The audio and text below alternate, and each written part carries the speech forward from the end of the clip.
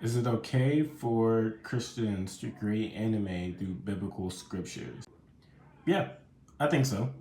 There have been many shows and, even popular shows that aren't inherently Christian that have been inspired by the Bible in some way.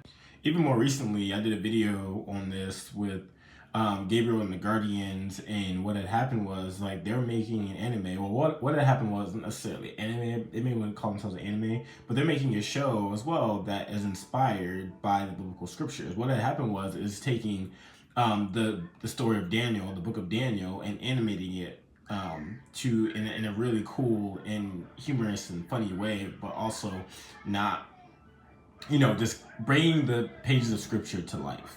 There's a bunch of stories in the Bible that literally, if they got animated or turned into an anime, most likely they would be a hit. And I think if you have the passion or desire to create an anime through biblical scriptures or through a biblical lens, you should do that.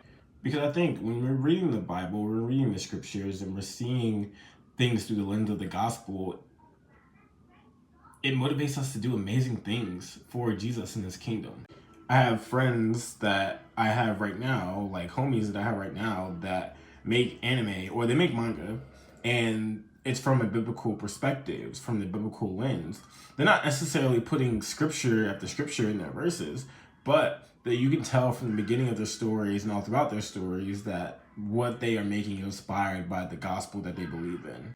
So I believe as long as you do something like that, I don't think you can go wrong. Just make sure it's good and not like corny, because I think a lot of the times when Christians make things that are Christian, they assume it should be accepted just because it's Christian, and it's not. God has created us in his image to create beauty and art and amazing different things to the glory of God. And if you're inspired to make a anime that's through the biblical scriptures and through the scriptures, you should do that, but make sure you do it well.